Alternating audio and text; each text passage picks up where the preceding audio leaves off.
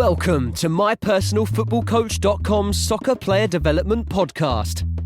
Discover all the secrets, hints and tips about soccer player development and soccer coaching from some of the leading figures in world soccer. Here's your host, Saul Isaacson-Hurst.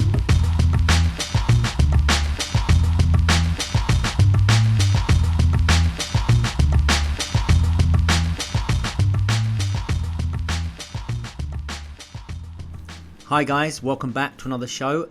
Yes, I know it's been a while, but I'm back and coming back with a series of podcasts. Been a bit inactive really on the podcast front in the last 6 months to 9 months. Did a bit of travelling and also I've been doing a bit of consultancy work at Arsenal, which has been great. Getting the app in there and doing some stuff with the under 18s and the 23s, some individual technical stuff, working with those guys. So that's been really fun, taking a lot of time.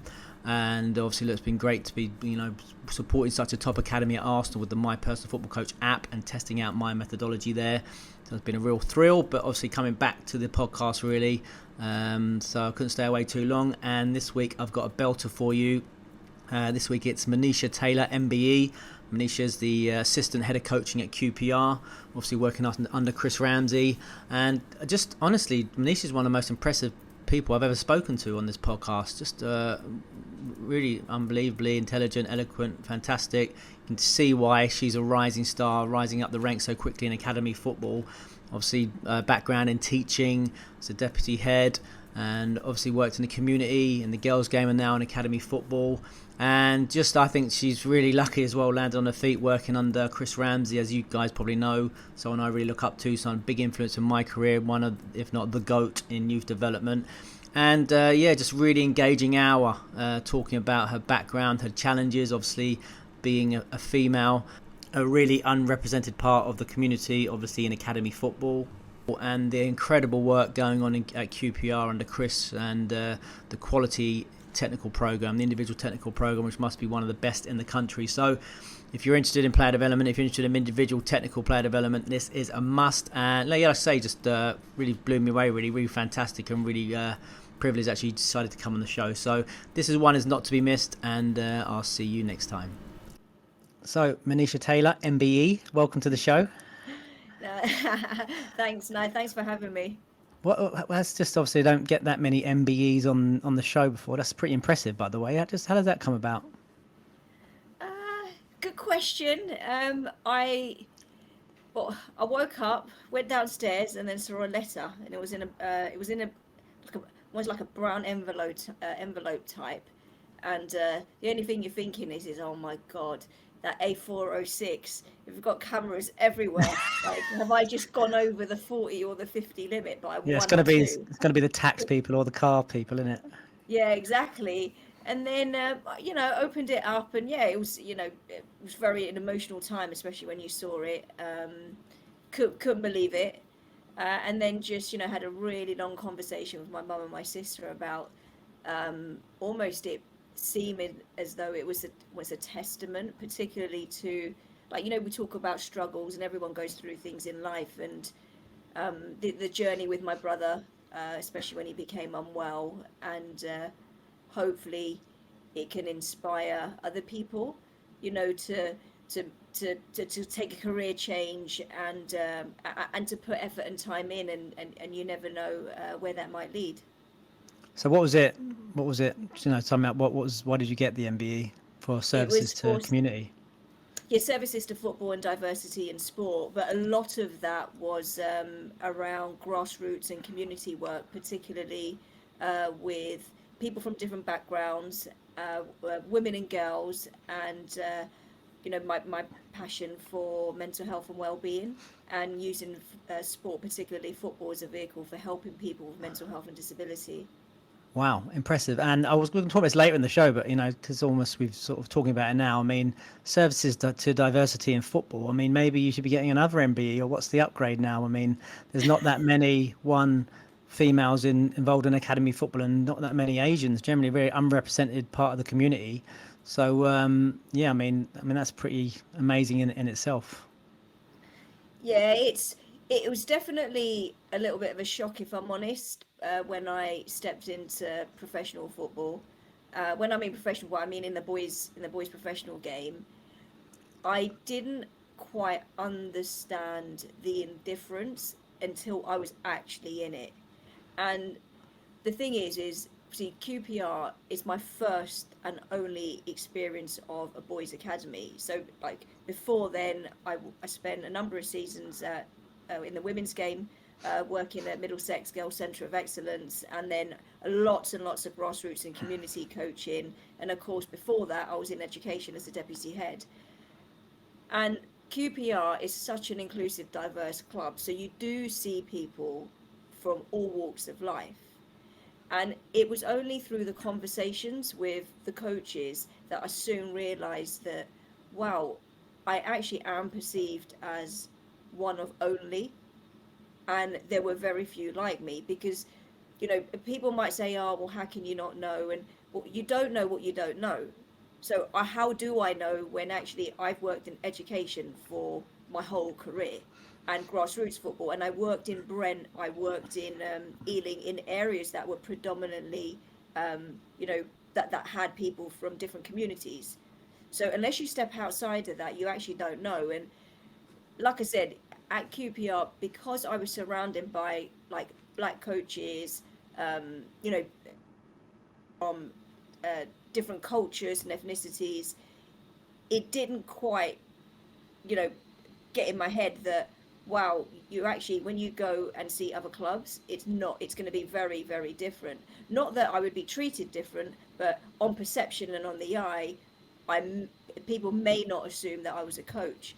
So in any case, when I came in, and I was volunteering, and it was great because I got to see Paul Furlong, Andrew Impey, Paul Hall, um, and then more recently Micah Hyde, and it's been great also working closely with Alex Carroll, academy director, and of course, like you know aka the goat or the guru, like Chris Ramsey, who I man marked. And one of the things Chris said to me was, and it still and it almost planted something in me that's given me more drive, which was, I'm going to take you under my wing, and you're going to be like my project, just like he has lots of project players. Those who know Chris and have worked with him will know what that means.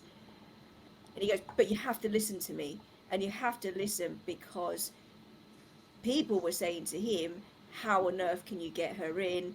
What does she know about football? She's not played the game as a pro. She lacks pro football experience. You're taking a risk.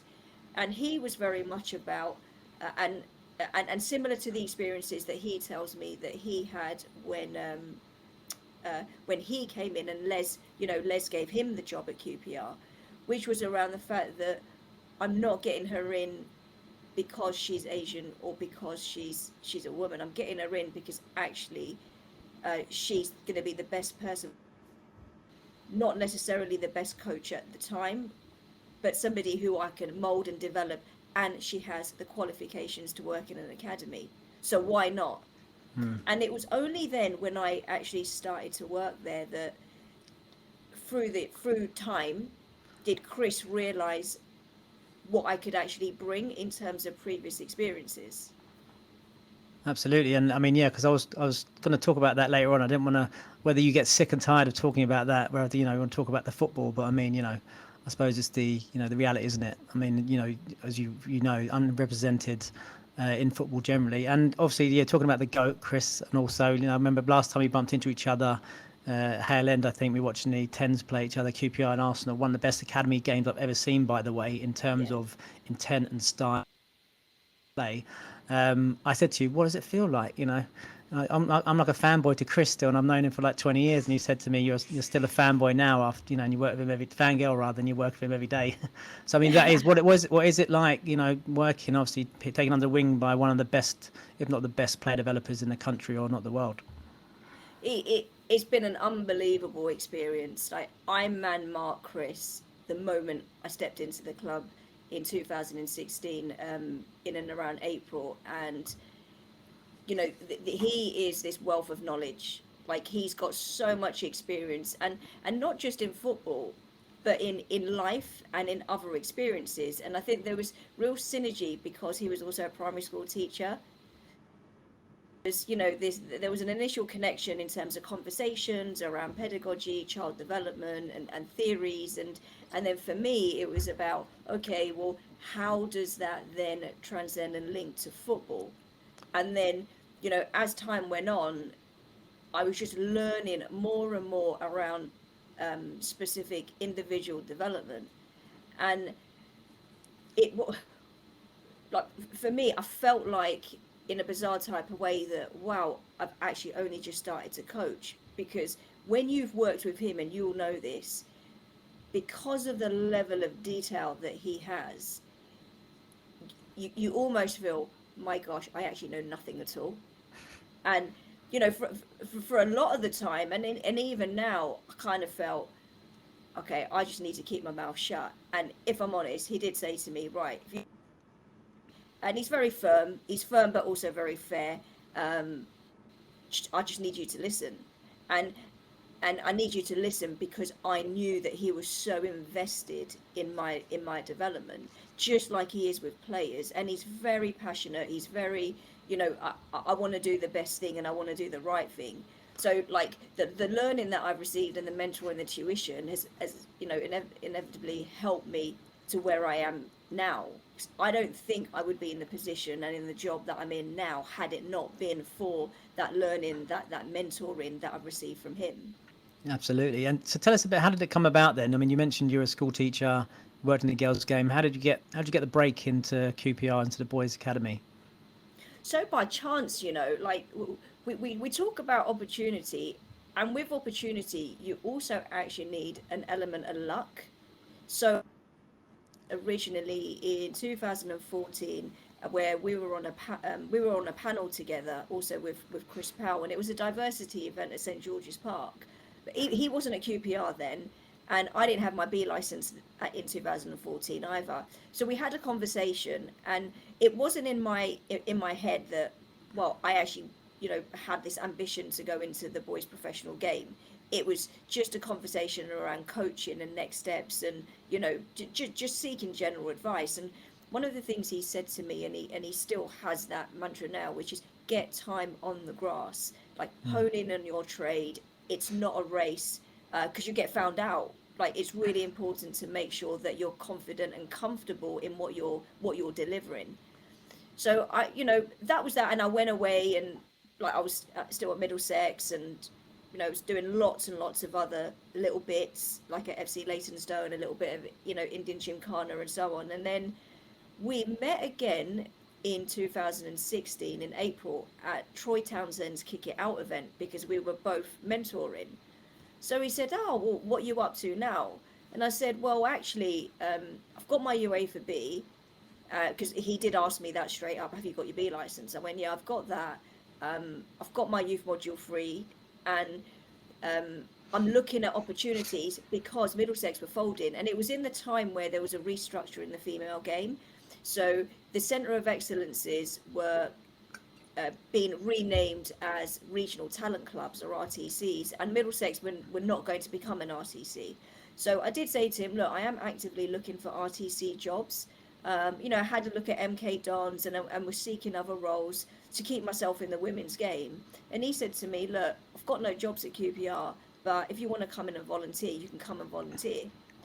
So I thought, wow, like I'd never be getting an opportunity to volunteer in a professional football club. So I did that. And what he didn't know at the time was I was really good friends with Andrew Impey, who's our now our under 23s coach. And the reason I didn't want to mention anything to Chris to begin with was because I didn't want to be judged on the fact that he knew someone else. But look, I'm not naive, and I also recognise that football, a bit like other sports and industries, is very much about who you know, and it being a small circle. So I did then say, well, look, if you want or you needed to speak to anybody, I'm really good friends with Andrew Impey. He's known me for a number of years, and I'm also have also been under the guidance of Alex Welsh since I started my level 1 and my level 2 in 2009, 2010. So as soon as I said that, he went, no, that's fine. But I know that he did have a word with Andrew. I know that he had a word with him. And they had a conversation, and him said, no, look, you know, she'll come in and she'll learn, and she'll be cool.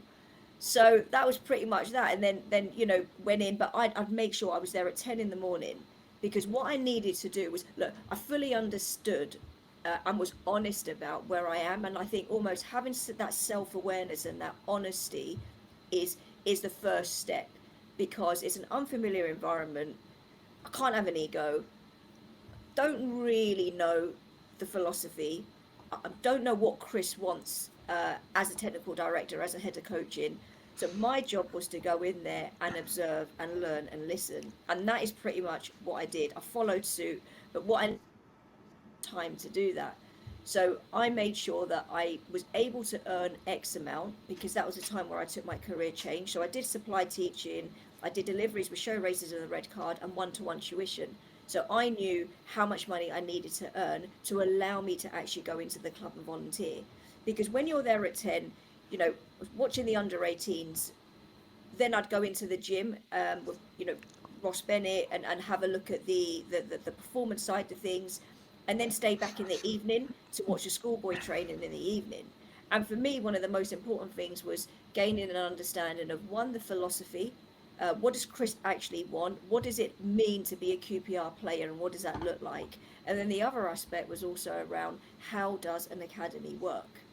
So it wasn't just about the coaching, it was also about, right, I need to think of this as a school, because that's what Chris told me, because it was all coming very confusing. And Chris just said to me, look, you've been a deputy head, you've trained as a head teacher, so think of this as a big school. And that made more sense to me. So what I really liked about what he was doing was, he makes things very relatable. So it helps me understand what it is that he wants, because he's very good at that, just like with developing players, like very good at chunking learning, and then looking at, right, where are people at in their development, and that's got to be the starting point. And just like he talks about the zone of proximal development with players in player development, I saw that as no different with people development. So he very much looked at, where is she at, what does she know now, and I'm going to work from that. And then 4 months later, the next thing I knew, I was assisting with the and then it pretty much went from there. And I think actually working with the youngest age groups was the best thing that could have happened, because it really gave me a real understanding of the QPR philosophy in terms of, you know, our development pyramid, and how it works. And so just before we go, then we'll get into all the juicy details there, because that's what we want to know. Everyone wants to know. But so just tell us. So you went in there for about 4 months. You observed. You got an under-9s gig, assistant gig, and then what? Just tell us the other progressions up to the academy to where you're now. Just quickly, briefly. So then continued with the under-9s as head coach the following season, and then was had the opportunity to apply for ECAS, which was a scheme organised by the Premier League, particularly for those from different ethnic backgrounds and women. And the club asked me if I'd be willing for them to apply for ECAS, because ultimately, if I got on with the funding, it allowed me to become full-time. So we did that. I was successful, and in 2018 I became full-time as foundation phase lead. Yeah. And that was the point of actually being able to transfer the learning and the skills that I had developed when I was in senior management in schools. And then what happened was, there was 2 seasons later a change in staff and a change in structure with the development of our B team. So in June last year, there was an opportunity that came up for internal applicants to apply for an assistant head of coaching role, predominantly working with the under-9s to the under-16. So I applied and was successful, which is where the job sees me now. Amazing, congratulations. So I mean, I know, because a few of those roles, assistant head of coaching roles, are now propping up. But let's get into that later. Let's wind it back a bit into your first experiences there in academy football. I still remember watching my first sessions at Tottenham, and in the dome there, one of my first academy sessions. I was just, wow, like I was a bright-eyed, you know, this is amazing. What was your first initial thoughts as you were there? You know, you were lucky to see the whole day's training there, from the 18s all the way to the foundation phase. What were your initial thoughts there when you saw that? The caliber of the staff you know, that you've got a wealth of knowledge. You've got there was a variety of experiences of people who had played the game as pro, but also those who perhaps didn't play the game as pro but came from another background. And I thought that there was a really good mix in implement skills. The culture and the ethos, you could see that there was consistency, especially because, you know, I had the opportunity to go from the morning right the way, and there was consistency in how people worked, and that was great. And you know, people were welcoming, and it was there was a buzz, and it was a great environment to be in. Did you think at the time, sorry to interrupt, Manish, did you think at the time, yeah, I want to work in this place? Or were you there just, oh, this is a great experience, I'm going to try and pick up some hints and tips to take back into women's football? Or are you thinking, actually, you know, this is the environment I want to work in now, I want to come into academy football? I think later in the voluntary work, so probably a month in, I started to think, this is a place where I'd really like to work. And look, selfishly, if I'm honest, it was more so because of Chris and the senior coaches, and I'd probably still say that today, that I'm not that naive to get away from the fact that it's still a very tough environment. So initially there was an assumption around who I am, where I've come from, what I do. I'm quite petite, so I'm 4'9". People assume that, you know, and look, you don't blame anybody, because I maybe would have done the same, that, you know, you're a student, but definitely not somebody who has a UEFA B, is actually a lot older than what people think, and has had a very good career in another profession. So it did take a lot of time to keep that resilience and to keep that perseverance, because it's tough. It is tough. So you've got the element of the fact that I came into an environment that was very inclusive, okay, very culturally diverse. However, that doesn't mean to say that there were still not elements of that and feeling as though I'm not sure that I actually belong, and not necessarily in terms of being South Asian or Indian, but more so being a woman, because I was coming in there with, you've got not played the game as a pro, small in stature and perceptions, a female and a South Asian female. So you're having to go in with confidence when actually you're not very confident. So initially my answer would have to be to you, no, because I lacked a lot of self-confidence, and I wasn't sure that I belonged in that environment. I remember having those same feelings. Obviously, you know, my circumstances are a lot different to yours, but even when I went into the first, you know, those academy roles, I was an ex-pro and I was surrounded by those big personalities. I had that similar sort of imposter syndrome. So how do you conquer that? And now, obviously, you know, you're, you know, that top role on your own merit. You know, you coached in that top quality academy. How will be in the same position, I imagine, thinking that those anxieties. How did you conquer those? So the first thing is around being comfortable with what you don't know. So I knew that there's a lot that within the professional environment, that I need to learn and I need to get better at. And I was comfortable in that because I was always honest about, I don't know this. But what I also realized was what I might have to do is stick my chest out a little bit in terms of my background and what I can offer and what I do know, which I didn't do before, because, you know, you just don't really. And I think it was through conversations with the senior staff. So people that I really leaned on were Paul Hall, Paul Furlong, and Andrew Impey, because Micah Hyde came in a little bit later. So initially it was those coaches, and I felt that there was a real connect. I could talk to them about anything. Obviously, me and Imps were really good friends, so I would be on the phone to him, you know, when I was a little bit upset or I've been unsure. And then I'm lucky that I had Chris, who was also my boss and in charge.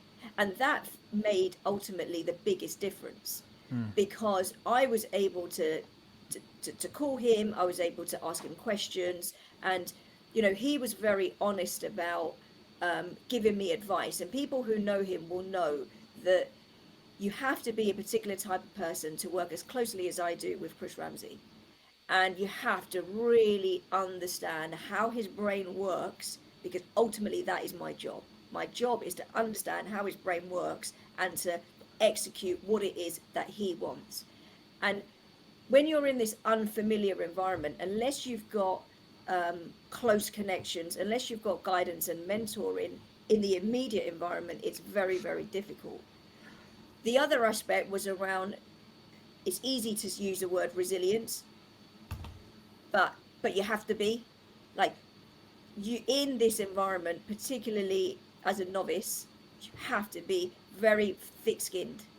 Like, you can't get, well, I say you can't, I mean, you should be able to, but, you know, if you don't have thick skin, you're going to end up highly emotional, and that high emotion and that upset can then cloud judgment and affect what it is you want to achieve.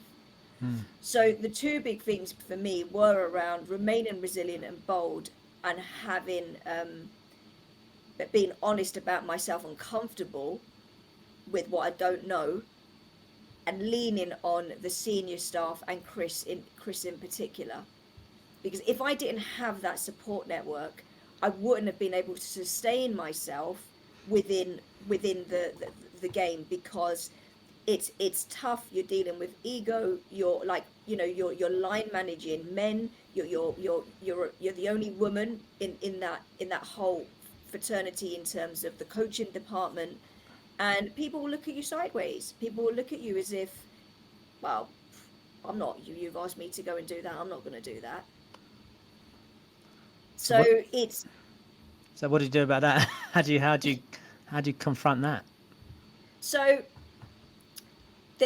this is where the mentoring's been key for me. So I'm fortunate that I've got Chris, right? And I've said that to many people. I've said that to many women who I've spoken to through the ECAS as well, because as much as we're saying that there's an inclusive environment, there's an inclusive environment to a point. However, the culture of football is still an issue, and how women or those from different communities are perceived in senior positions. So I've had decisions contested numerous times. You know, I've had you know, blowouts. You know, I've got upset and emotional, and I've cried many a times at the club. And the people I've gone to lean on are the senior coaches, like Micah Hyde, Andrew Impey, Paul Hall, and Furs have stood up and blatantly said, you cannot speak to her like that. So I feel confident because I know that I've got senior coaches who have been there and actually stood up and confronted people who have been dismissive. But what I also have is a boss in Chris Ramsey and a mentor who has done exactly the same, and he has called it out. He has called out blatant or indirect, you know, either direct or indirect sexism.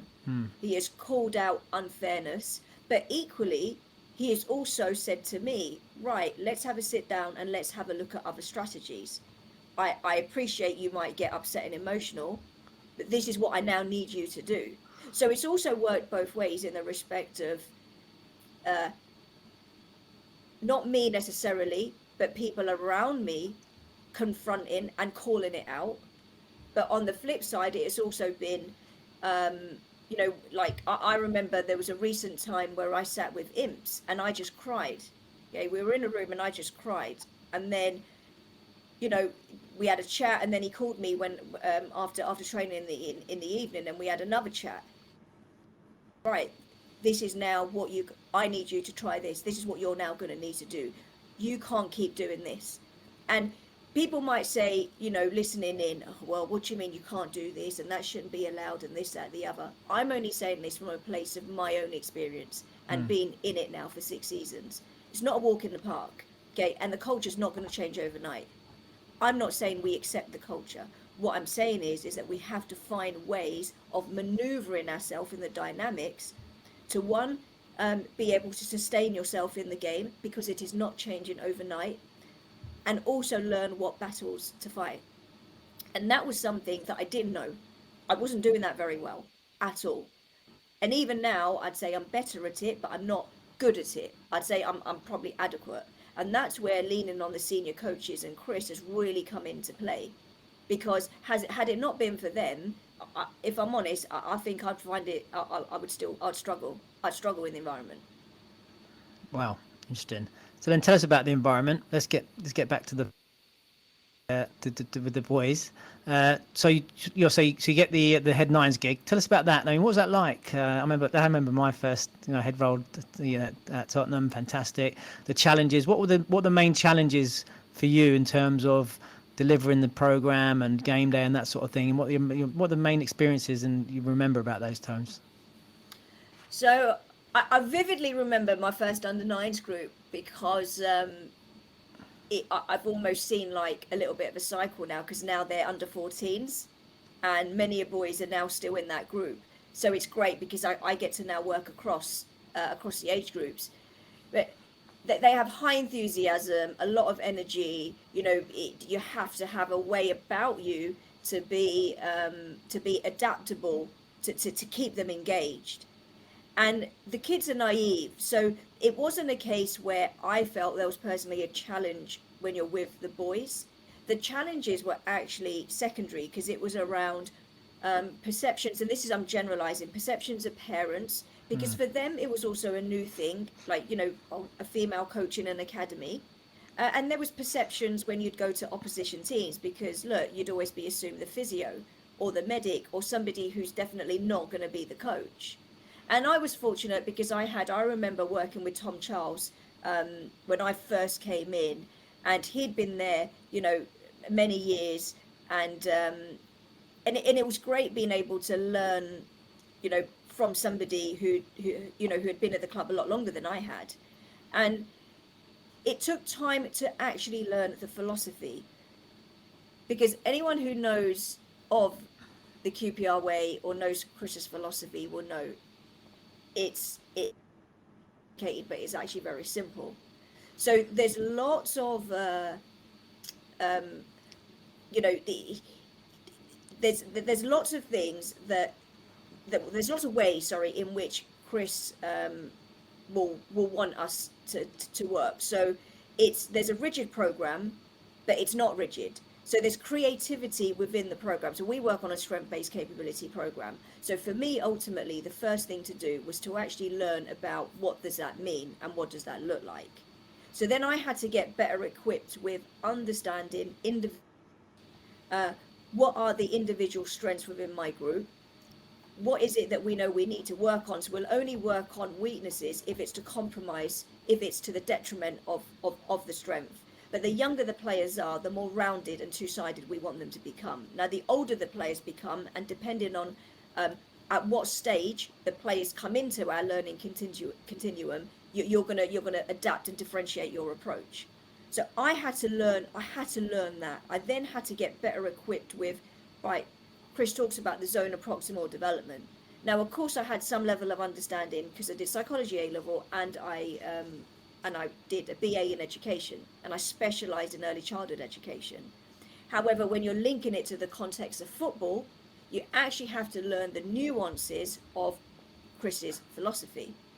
So I then had to go back to, right, he's got a development pyramid. What is this development pyramid? What does it look like? And where does it sit within the age phase that I'm working with? So we go talk about extreme technique. Extreme technique was predominantly what we were working on. Okay, so that is about the mechanical movements, and then breaking it down to like disguise, and timing, execution, and awareness. And when when we deliver our program, we it's very set. So you've got a set of core and advanced core skills, which could be hooks, V work, lots of work around mobility. So whether that's to do with ankle mobility and maneuverability, hip rotation, then you're looking at like your torso, your arms, and how your your limbs and your body moves in relation to being able to execute the technique. And then you've got the practices. and we've got set practices. So if I take phone box as an example, phone box is very much about the individual being able to dominate 1v1. Because one of the things, we call it the 7 things, which is around our playing philosophy, is about, number 1, can the individual retain the ball?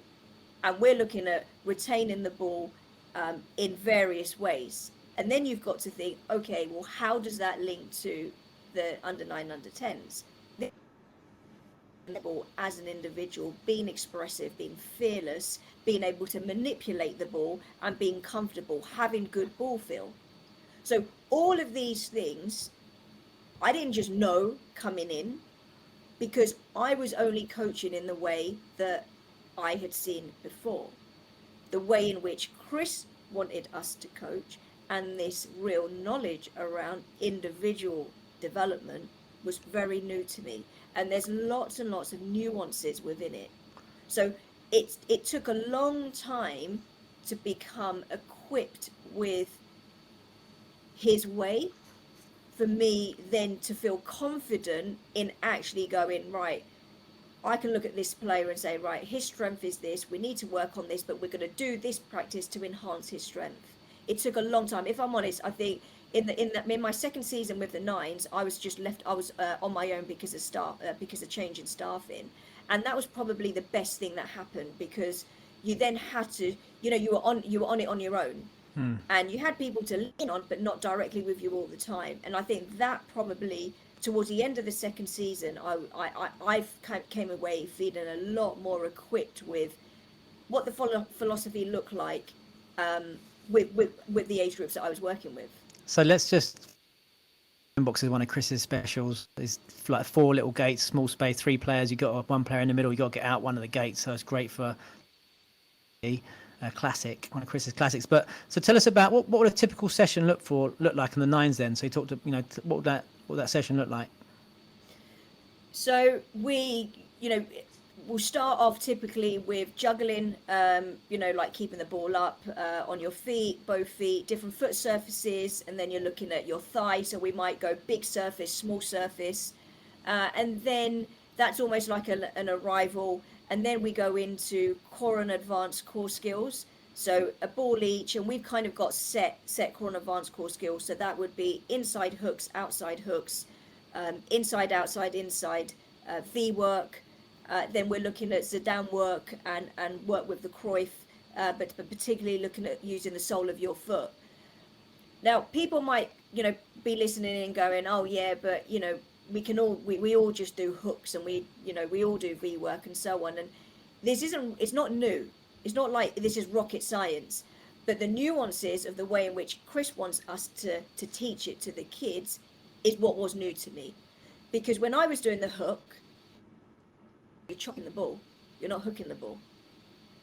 I thought I was just doing a hook. Now on the outside, someone will go, well, what's the difference?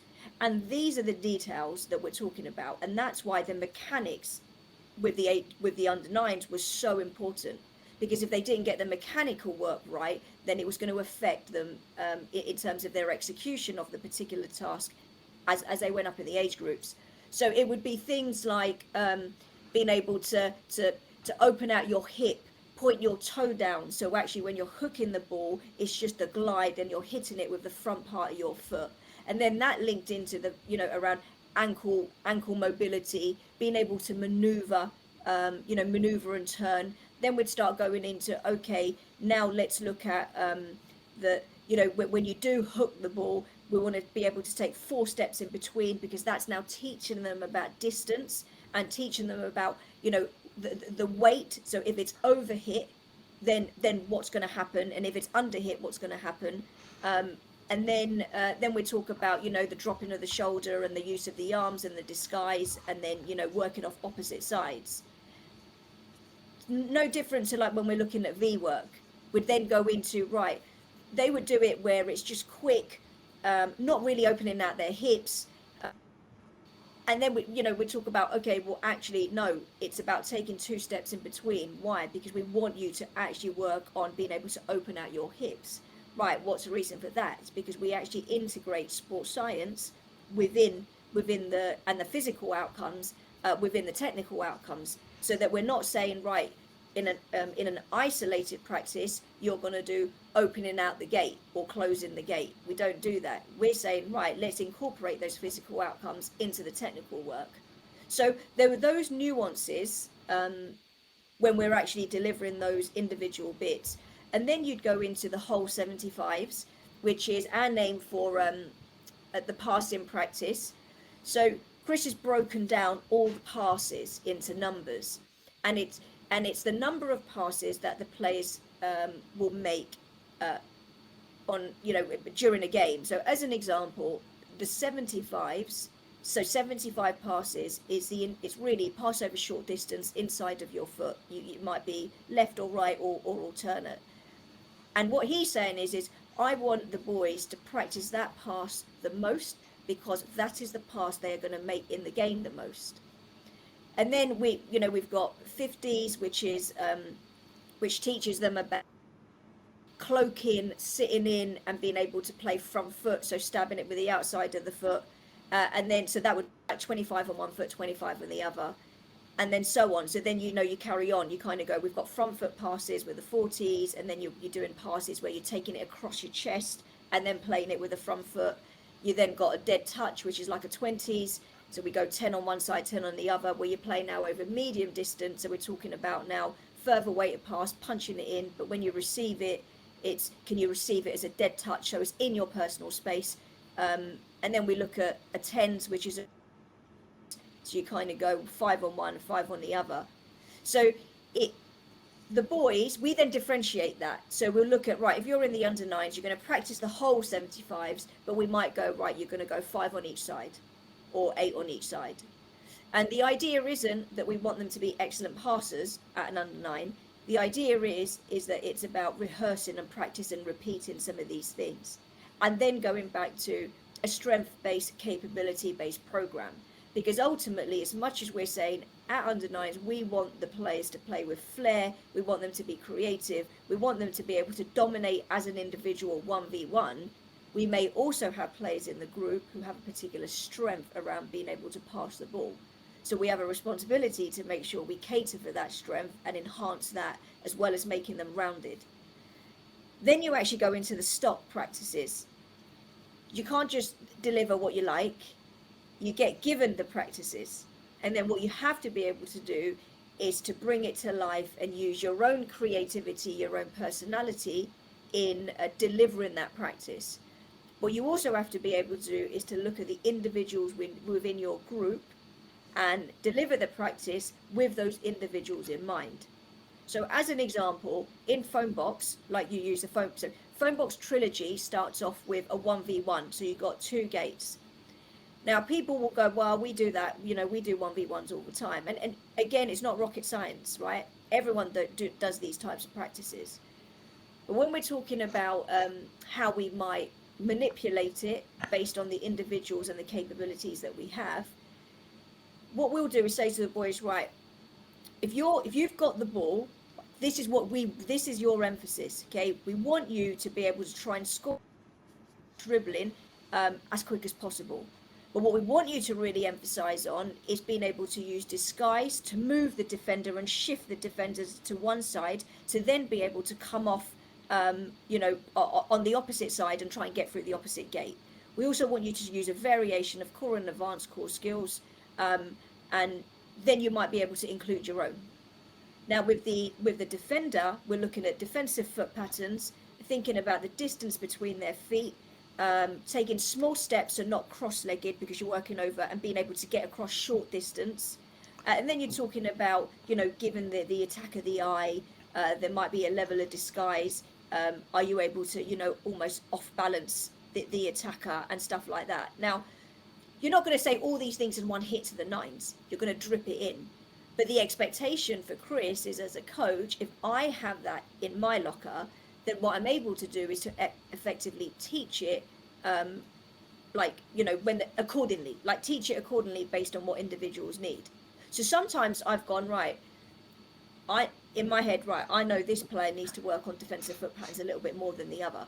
So I'm going to say to him, I want you to have 2 more goes at doing this, then I want you to have that, or vice versa, right? Sometimes it's been, right, this player has a particular strength of being able to defend 1v1, right, let him do that a little bit more. And then I might go, right, now let me look at the characteristics and makeup of the group, and then you look at matching, right, he's finding 1v1 defending easy, who am I going to match him up with as an attacker to also challenge him? So, do you know, in terms of the delivery, although you've got phone box trilogy, all those things that I've just spoken about come into the delivery of that practice. And then there might be another particular practice, and then it would be literally a game, but we do lots of chaos games. So lots of 1v1s, 2v2s, 3v3s. We do the 4-goal game where it's multi-directional. With the younger the players are, the more chaos there is. And that would literally be your session, not just on a Monday, that would also be your session on a Wednesday and a Saturday. So you don't go, well, I've just turned up and I feel like doing phone box on Monday, and then now I'm just going to change it to rack or rest on Wednesday. It's very much continue and repeat, and we go over a 2-week cycle. So the whole point of that is making sure that if we're going to introduce new learning, we allow the players to become familiar.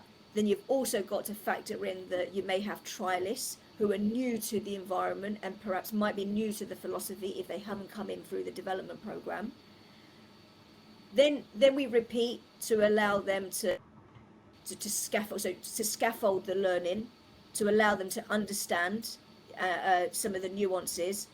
And then you're looking at being able to cement learning, which is why you might go over 2 weeks, so that when you come back to it again, you're not starting from I'm unfamiliar. You then start with, right, from my assessments in our coaching journal, where are the players at? That is now going to be my starting point.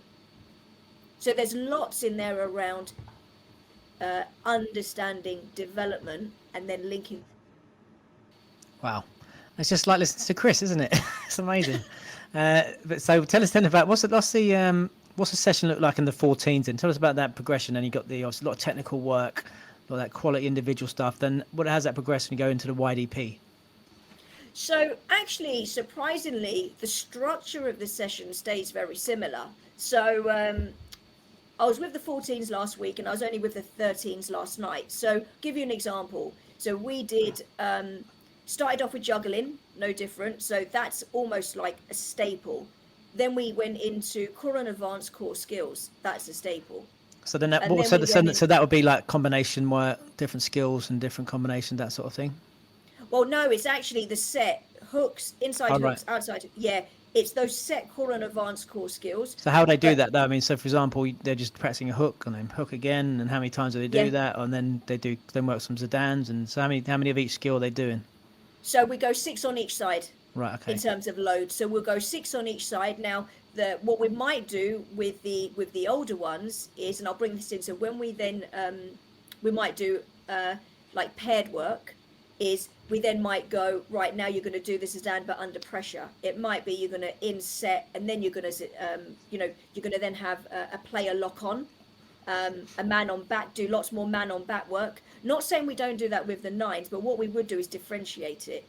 So they still in the YDP, it's not a case of where people might assume or think, especially those who are unfamiliar with how Chris works, oh, it's got to be very different. No, it's not. There's a real benefit in unopposed, isolated practices, just as there's a benefit with having interference and distraction. So we still go unopposed, and then what we'll add the interference around, doing it in pairs, working under pressure, and it would be like maybe a passive defender being able to now really work on the element of, right, safe, keeping the ball safe side, you're going to protect it. So where those nuances where necessarily we may not always talk to with the under 9s, but those nuances so it's more the technical detail that we would then go into with the older players. And then they do the same thing. They go into their 75s, the whole 75s. And then what we might do is do it where you kind of go, right, we're now going to do like a setting type practice in a 3. You might then go diamond passing in a 4. There's a lot more passing based practices with the older players than there are with the younger ones. So we do a lot of work around patterns, particularly around our movement. So movement is a real big part of the next part of so we go movement experimentation, then it goes to movement refinement. So one of the biggest things for Chris is, can we dominate in midfield? We want to develop players with midfield attributes. That is what we want to be able to do. And then what we will do is look at individual characteristics. Because if you can attack 1v1, you can defend 1v1, you can pretty much play anywhere on the pitch. And then it's going to be defined by, right, let's have a look at you now as a player. Do you have a particular strength? What about, like, you know, in terms of physical maturation? In terms of a passing practice, we do something called 6s and 7s. Which is like a movement game, unopposed.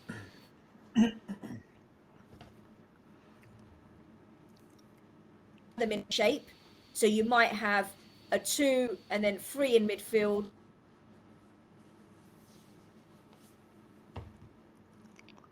To maintain shape and keep the shape, and to understand rotations. So yeah, you're talking about a 2 and a 3 there, and understanding rotations. Go over that bit again. Sorry. Yeah. So we within that practice with the 2, the 3, and a 2. That's just an example of a shape. Okay. But we might go with a 3 because we're looking at do they understand being able to connect and rotate as a midfield 3. And the practice is very much around individual movement and connecting and how their movement connects with another player. So if, for example, I'm in midfield and I move and now I end up in the back line with that 2, it's, do the players understand now there's a gap, what needs to happen? How does it affect things within the shape? So we're talking about individual roles and responsibility, being able to play in a 30 to 60 second window in somebody else's job, understanding that if they leave a gap, that gap needs to be filled. So we're looking at an element of balance. And then you're looking at, do they recognize that if I'm the nearest player, it is my responsibility to go and fill in. So these nuances.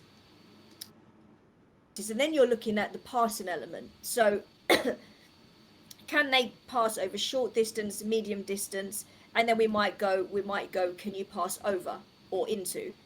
Then you look at the whole 75s within that passing practice.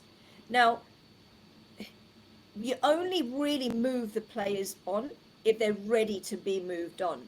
So in terms of that 6s and 7s, what we've found is generally what coaches might do is, well, that's unopposed and that's too easy, and then you're just moving on. Now the consequence to moving on and adding in opposition is that something's going to go. So you got to look at what's the trade-off. So yesterday with the 13s, the coach and I spoke, and it was very much around, okay, the players are showing that they understand rotating with a pair at an okay level. They're also understanding about different spins. So whether that's a Fabregas and a big movement where you're, scanning, dropping back, and you're opening out your hips and your shoulders, or whether that's a head around where you're dropping in and then you're actually spinning and getting your head round, so you're opening your shoulders and your hips. Whether it's to do with spins or rotations, they can do that, but can they now do that with a little bit of interference? So what we then did was get another group of 7 and went, right, you guys now are going to be passive defenders. They weren't allowed to tackle. And what that now did was affect their decision making, because now the passes were loose. They were not going to the player. Although we had passive defenders, we did say to the passive defenders, make it realistic, stay on your man. We're going to go for man in this practice. If the attacker moves, you move with your man. And it really got those under 13s to think about decision making. Where am I going to play the ball? So if I'm first of all, the connection between the passer and the receiver. So if I'm the passer, what decision am I going to make, and what's going to affect my decision? What's the relationship like between the passer and the person who's going to receive the ball? Are they still thinking as an individual, as they would do in the younger groups, or are they really now thinking about how they connect with more players on the pitch, because it is their first introduction to 11v11 when we go into under 13s? So we actually didn't move on. So we kept it at that and then moved on only to interception. And the only reason we did that was because there was a particular strength of an individual who was very good at being able to scan, check, read the play, who was already starting to creep, already starting to look at the opposite, the passer's body shape as a trigger, maybe, to be able to intercept the ball. So that's when we said, all right, we'll tell you what now. The only way you can regain possession is through interception. And then there's this whole piece of work, we didn't do it yesterday, around actually interception. Because what Chris says to me is, he goes, you know what? Clever players can intercept. Clever players will not get themselves into physical battles. So one of our things, when we break up tackling, we're not just saying, right, go and tackle and win the ball back. We're saying, right, what types of tackles we're looking at. We're looking at blocking. We're looking at then you're looking at intercepting. Then you might look at slide tackling. So we just broke that. So I when I spoke to the other coach, I went, right, let's just look at intercepting, because of the fact that we've got an identified strength of a player. And then left it at that, and then moved on to another passing practice, which was called Between Lines. And that is around, if you're looking at the defensive emphasis, it's being able to understand how to work within a unit. So sliding, screening, getting across, communication distances. And then you're looking at the attacking emphasis of trying to move and pass to create gaps in between. So you might have 3 attackers, 3 defenders in the middle, and 3 attackers. So they are locked in zones. But you can with the yin and the yang, you can either go, I'm going to emphasize on the defenders, or I'm going to emphasize on the attackers. Now, the reason we probably would not do that with the younger players is because if they can't control the ball and they can't pass the ball, how are you going to get them to do a practice like that with lots of chaos interference, when actually you need to get them to have better ball feel to begin with? Okay, so and I'm just like, so what would you say, playing devil's advocate here, to what I can just in my mind picture some of the game-based coaches here having coronaries as we speak, or in hot sweats thinking, but where's the game? They're not in a game, or what's this unopposed stuff? How would you confront those, the big coaching fraternity that come from that point of view? So there's real value in games, there's real value in interference and distraction. It's actually just about how you perceive it as a coach. So in that 6s and 7s practice that I spoke about, you got to look at what the trade-off is. So our trade-off was, we need to first work on the mechanics of the movement without any distraction. But actually the distraction was the fact that they had to really think about passing accuracy, passing execution, and that passing detail. So as well as the movement, we're also talking about, right, we don't just always want you to find feet. Can you now try and find the player in the movement? Can you play the pass into space? Can you find the pass so that it allows the player to take it off the front foot so that they can then go and drive an attack? Like, all these things, as kids, we have to understand that kids are not adults, right? Their brains and are still developing. So sometimes what children need is learning to be chunked, and they need it in stages. So I'm not saying at all that there's no value in games. What I'm saying is that I question what the trade-off is. So if we went straight into a game, we would recognize that our trade-off is that they may lose some of the movement and the passing, because now what they're thinking about in their head is if we've got opposition, we're under pressure. So what you might go is we would flip in between. So we did bring in those defenders, but what we did do was say confidently, we're going to say they can't tackle, because we still need to nail the movement and the passing. what we wanted to test was, where are they at in their ZPD? Their movement's not bad, their passing's okay. Let's add a little bit of distraction and see what happens. It's interesting though, isn't it? Because obviously your background in teaching, I'm a background in teaching as well, primary school, and Chris obviously, we talked about this a lot. We obviously identify that with the chunking and breaking it down, and I remember that really vividly, Chris. But it's interesting why that, it's almost the antithesis of what, the game-based coaches want, because they want the chaos all the time. They want the players struggling, challenging, higher up. But it's interesting, isn't it? Many of the teaching side will often come back to, breaking it down and doing it. So do you think that's been an important part of your career, your teaching background?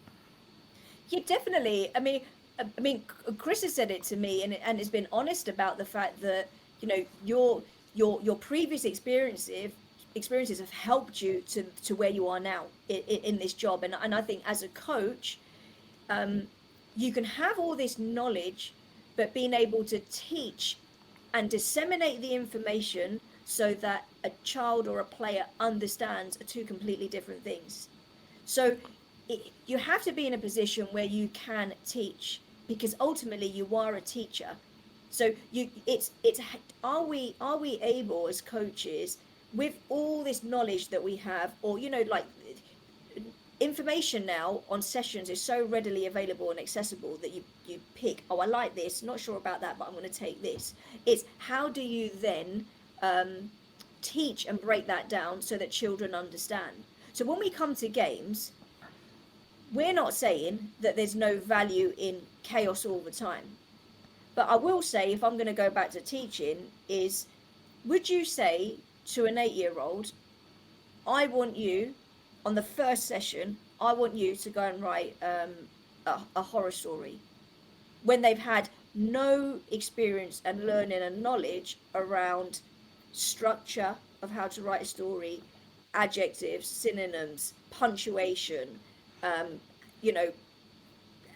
would you do that? No, you wouldn't. You wouldn't just say, here's the end thing. So why do we do that in football?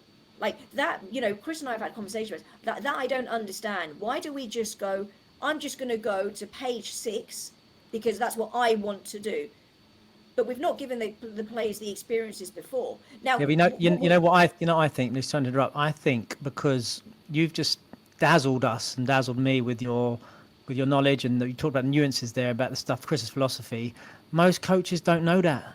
And most coaches don't even bother teaching that because they don't have that level of understanding. And then maybe it's a much more simplistic approach to the game, which is, yes, a game, pass and move, and obviously the tactical, nuances of that. And we, lots of coaches talk about defending as a unit, as nines and all that, blah, blah, blah, boring, whatever.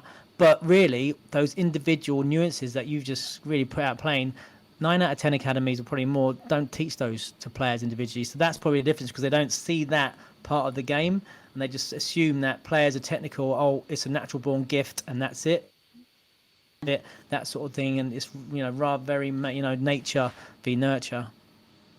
Do it's really interesting about what you've said, actually, because I think maybe because I've been in it for so many seasons now, and other than Chris, I actually don't know another experience, right? So this is what I know. So this, and I'm not saying that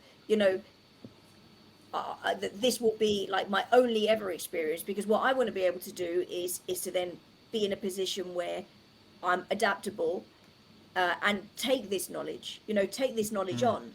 And one is around the fact that you can have a practice. It's, are we confident generally? I'm saying generalizing here, is how confident able to manipulate the practice. So imagine you've got one practice, and I'm going to take rack or rest as an example. So rack or rest is another 1v1 practice. Okay, you got an area. So let's say it's a rectangular area. You got 2 gates on one side, 2 gates on the other. You got player on one side, player on the other, and then you've got 2 support players. Now, with the younger players, so let's say the under 9s, they would do rack or rest, and the emphasis in rack or rest is, we really want you to go 1v1 because we're looking at phone box, so we link it back to, do you remember phone box? Right, great, okay, this is like that, except it's a bigger arena. But you know what, if you really need help, try and lend it. Try and lend the ball. Look, you've got 2 support players there. You can try and lend it. Try and get it back, and then you might try and score. That is literally it, right? And then obviously, you know, you'd progress it. Now, we're doing rack or rest with the under 14s. What we're talking about now is, where does this practice sit on our philosophy pitch? Because it has to be relatable to their roles, identified roles and responsibility on the pitch. It is not just, well, I'm just going to beat you one, me and you going to go, I'm just going to beat you 1v1, and if I can lend it, I might lend it to Micah and I might lend it to Furs.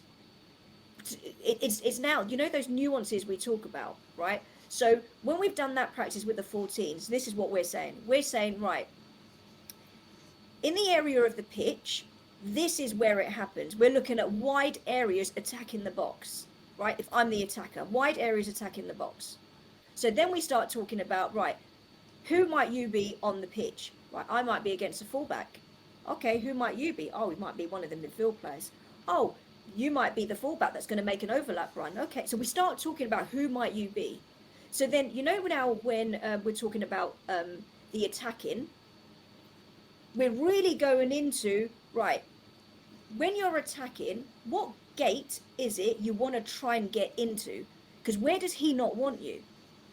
We're talking about the gate that's nearest to goal. When we're talking to the under 9s, we're not doing that. When we're talking to the under 14s, we're going, hold on, why are you going there? Because if you get through there, the crossing is going to be harder. No, try and get yourself into that gate, because you're going to be closer to goal. Crossing opportunity is going to be easier, but it might be easier also for you to cut inside and to get a shot off yourself. So we're talking now about the nuances that are different to what we might teach with the younger ones. Then with the defenders, we're then saying, right, where are you on the pitch in this practice? Which gate do you really want to defend? Which gate are you happy to delay and say, I don't mind you being there? And then we'll say, right, show away from the red. Where's the red? Right, it's got to be that gate. It's closer to goal. Where do you want to show them? Show them to that one. It's on the outside. Why? It's going to buy you time now. And then if you had your teammates in the back line, now what you're going to do, are you going to show them there? Yeah, Manisha, because what I'm going to do now is I'm going to show them there, keep them there, and then I'm waiting for support. Obviously, in rack or rest, we don't have that support, but you know, these things, these are the conversations we're then having with the 14s around rack or rest. Does that make sense in terms of what I'm trying to say?